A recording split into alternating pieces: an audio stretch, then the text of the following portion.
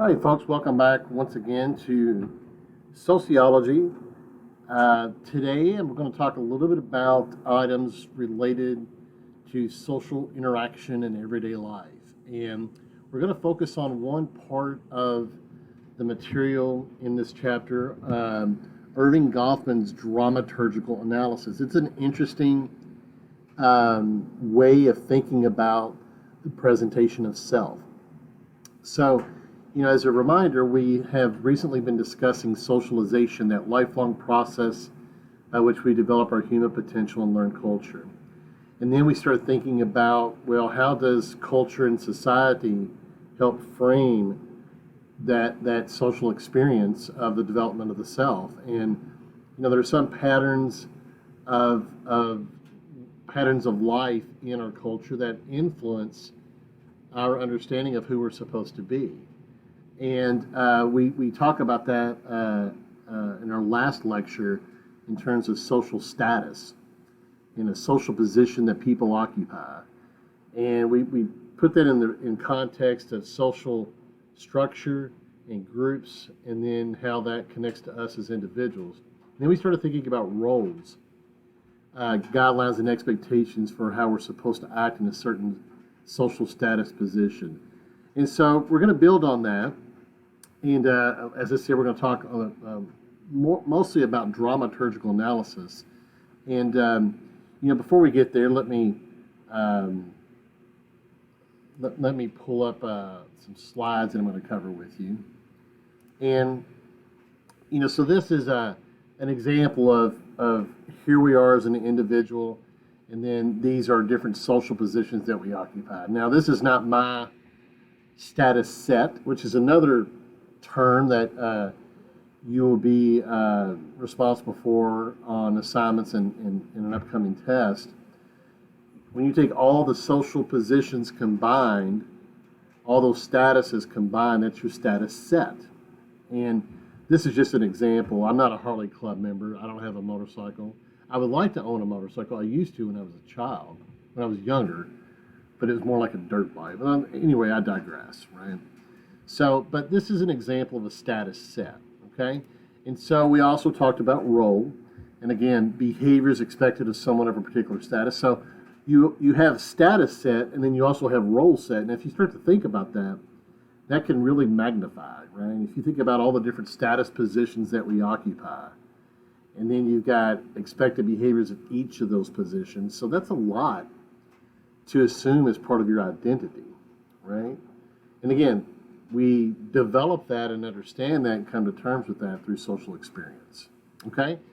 So what we want to begin talking about, again, is the presentation of self. So this is one of the first theoretical approaches, perspectives, if you will, that we've talked about outside of the three major perspectives: structural functionalism, conflict theory, and then symbolic interactionism. And as I've mentioned, much of the content on socialization and social interaction in everyday life, much of that is tied to symbolic interactionism, right?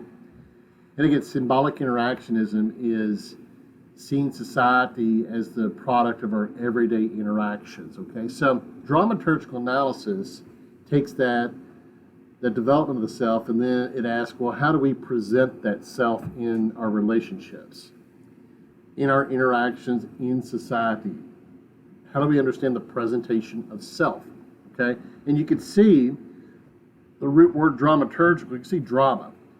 And what's interesting about this is if any of you have ever been involved in theater, been in a play, if you've ever been in a performance of any type, even if you've been on sporting teams or competed in competition or been in a band, you might be able to relate to this idea of performing for people, okay? And that's kind of what we're talking about here. And you can see there below the presentation of self, it says study of social interaction in terms of theatrical performance, okay?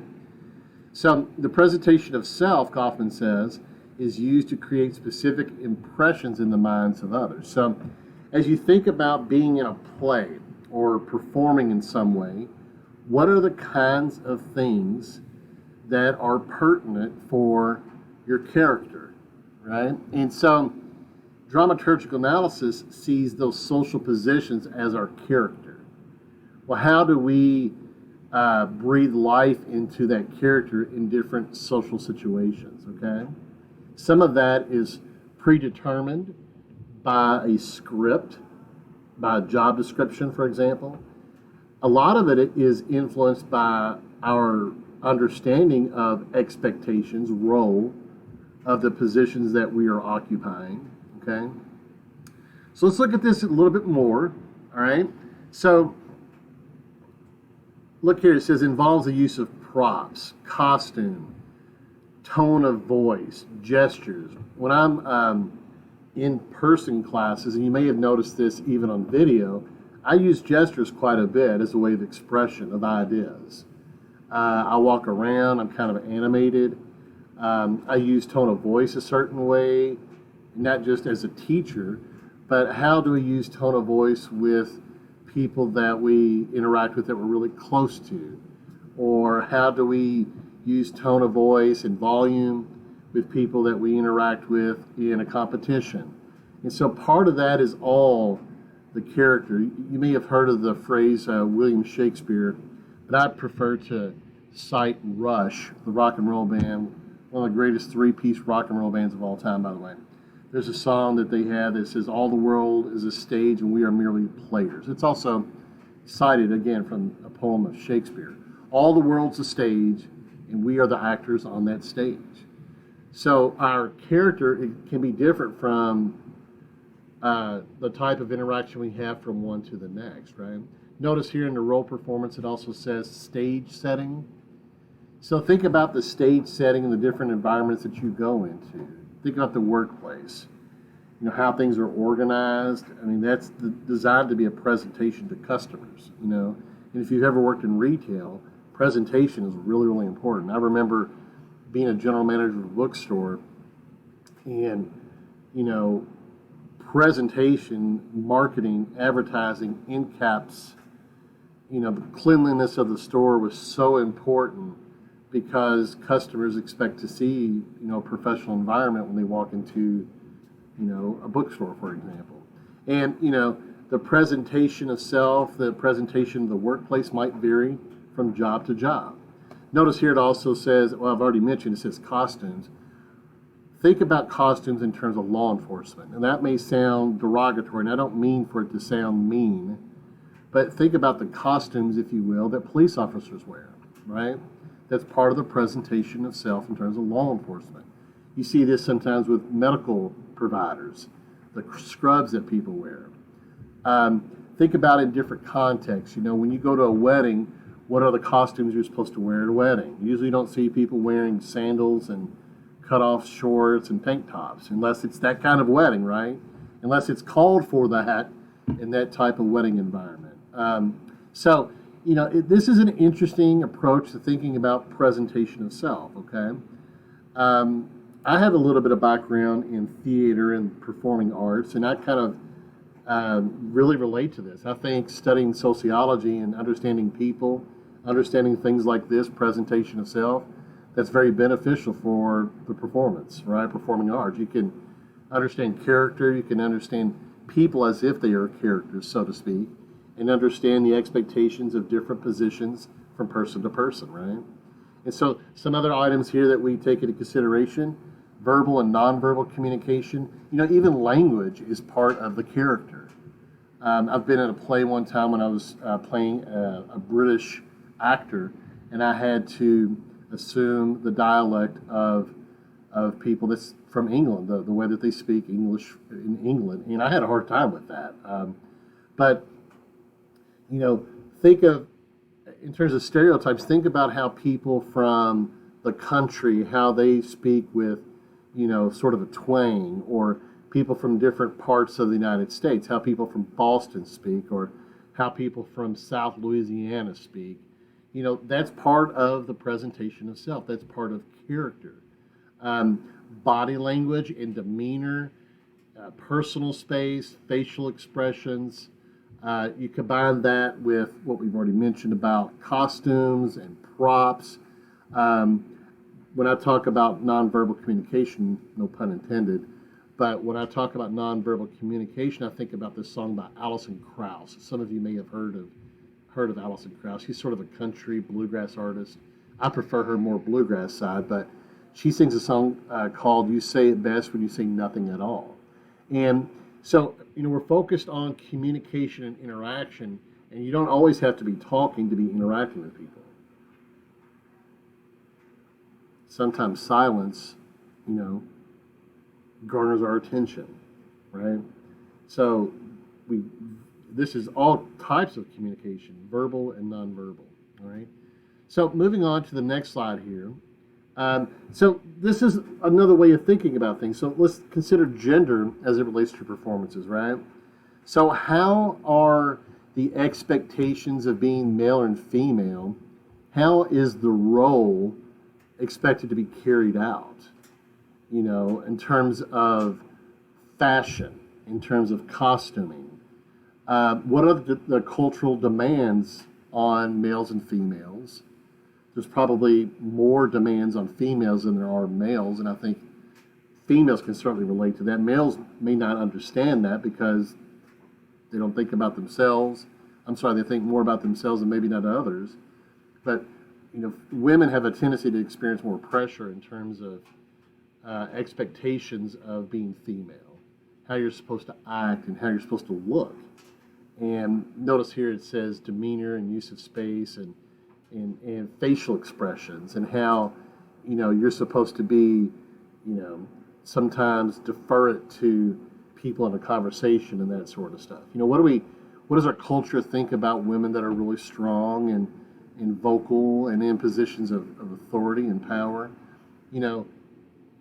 That can serve to frame people's behavior. And so, let's not underestimate the impact that culture can have, not only on us, but on our perceptions and expectations of other people, right? Notice it says gender is a central element in personal performances. It is.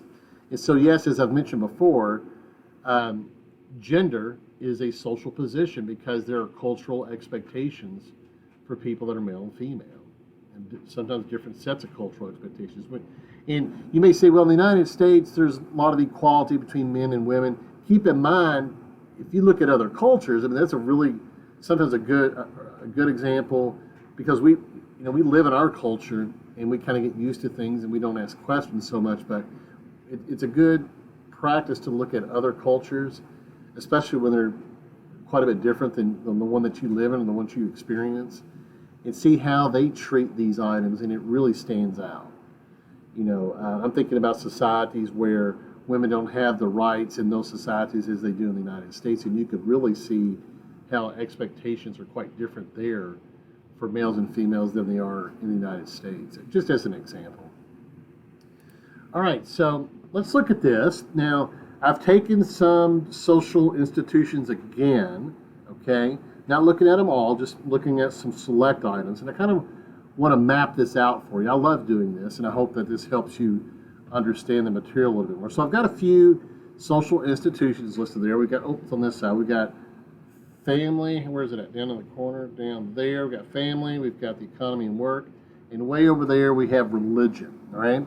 Individual there at the bottom. And again, thinking about how, society frames this for individuals, but also how individuals develop their identity in relationship to what the social expectations are. So, again, think of that combination of macro and micro, right? How do they meet, and how does that serve to reinforce, our understanding of not only ourselves, but society? So let's look at a few things here. So here are some social positions that I've mentioned before for myself: father, husband, and son. And so the question that you see there at the very top is, how do we act? How do we speak? How do we dress? How do we negotiate the self? So I like that term, that phrasing there, negotiate the self, because who I am is a negotiation with people that I interact with. I'm presenting to you who I am, and do you accept it, or do you act in such a way, do you interact with me in such a way that I, get a sense that I need to adapt myself a little bit more? So think of the self as sort of, an agreement a negotiation with other people, right? So, as a father, how am I supposed to act? Oh, I should say right down there. As a father, I can't really get my finger right. As a father, there's a set of expectations and performance in that setting. And I've mentioned this earlier in the last lecture, I believe, about expectations, and I kind of wrote some of those out. But as a husband, what is the presentation of self look like? As a son. And so different status positions, different roles, and different presentations sometimes. So there's some overlap, right?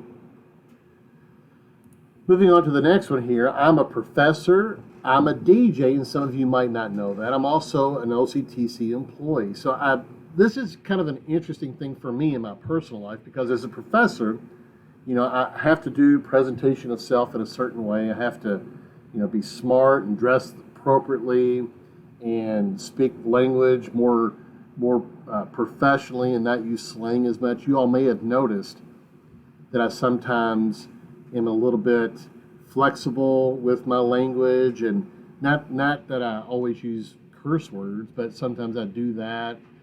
That's part of my performance. I know that I'm doing that because I'm trying to, make this information digestible. I'm trying to interact. I'm trying to kind of break the ice a little bit. That's part of my performance as a professor. Now, when I put on my DJ hat, being a DJ is a little bit different than being a professor. Now, I've had to navigate that. It's kind of an interesting thing. A lot of people in my community now recognize me as a DJ before they recognize me as being a professor, which is interesting to me because I've worked a long time and I've taught for a long time, and I think I do a pretty okay job at doing what I do. But being a professor has a different set of expectations, and sometimes people, are a little bit fearful of professors, and professors have a tendency to act a lot smarter than everybody else. But, DJ is more publicly accessible, and, I do DJ work out in public. When I teach as a professor, that's more in private. So I really love this. It's overlapping. It challenges other people's perceptions of me. But keep in mind that most people are really comfortable with the self that they've created. And they don't like to veer outside of that very much. Think about that, right? So, this variation that I have in status positions and the presentation itself really reflects, I guess my sense of adventure, getting a lot out of life, if you will. But it can come with some benefits. It can come with some drawbacks too, right? I think sometimes people in my profession, I think my colleagues and people that I work with sometimes look down on me a little bit because I'm a DJ. And you think, what is the perception of a DJ? They're not usually professors, so they're not usually people with a career. It's usually, a different view of those kinds of people. So anyway, again, presentation of self varies from position to position, and sometimes, society and structure can really influence us in how we act, and it doesn't mean that it's written in stone, because as an individual, I have choice and decisions to make on my own about how I think and how I feel and what I do, my behavior, right? Presentation of self. So moving on here, so you see religion there. I'm also Christian and Catholic. Well, what are the ways that I'm supposed to act, I'm supposed to perform as a Christian and as a Catholic, right? For those of you that practice a religious tradition, regardless of the religious tradition you practice, you know that there are certain behaviors that are expected in that. And so in the Catholic faith, we have baptism, we have confirmation, we have all these different events and traditions that we do. We have confession, we have Sunday Mass, and there's all kinds of traditions and symbolism built into the practicing Catholicism, right? Again, there's presentation of self with everything. Now then, one of the last items here that I want to talk about today is mass and social media. Okay? So dramaturgical analysis was largely created of thinking about people in the physical world. right? So right now, you're in your physical world, wherever that is, and I'm in my physical world. But we know that social media in particular has served to change the way that we not only interact with people, but our expression of identity with the world or with a specific group of people, depending on whether or not you have a private friends list or whether or not you post information on social media that's available to the world. So this is an interesting, and we're going to, get into this. You're likely to have an assignment related to this if you're viewing this as part of one of my classes. What does the presentation of self look like in terms of social media? And again, we know that people use social media. Almost everybody uses social media. There's lots of research on that. What does presentation of self look like in terms of social media versus what does presentation of self look like in the physical world? How do people do impression management? Okay, impression management. All right, so again, identity, the presentation of self, can take lots of different forms. Kaufman's research shows that although behavior is spontaneous in some respects, it is more patterned than we like to think. So let's go back to this, right? So I'll jump back and read that from Kaufman one more time. So it's more patterned than we like to think. Well, how is behavior patterned? And that goes back to thinking about how, social positions and expectations are part of culture too. And you can see this, right? So here's economy and work. Again, think about policy, norms, expectations in the workplace. Those filter over, across culture.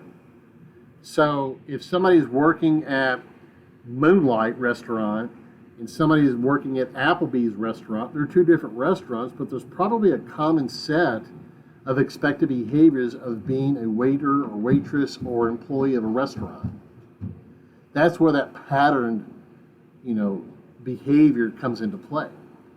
And so this sort of makes it easier for us as individuals to better understand people in society because we know that there are patterns, similarities across different work environments, for example. Okay? So, again, I wanted to bring in this idea of culture and patterns and expectations and kind of try to put all that together to some extent. And, this slide right here is a way of revisiting some of that. Okay? So that is going to wrap up some of the talk about dramaturgical analysis, and I hope you found that interesting. A lot of people do. It's a different look at the development of the self. And again, this is not about the development of the self, it's about presentation of that self. So how do we present ourselves to other people? Okay? Take care.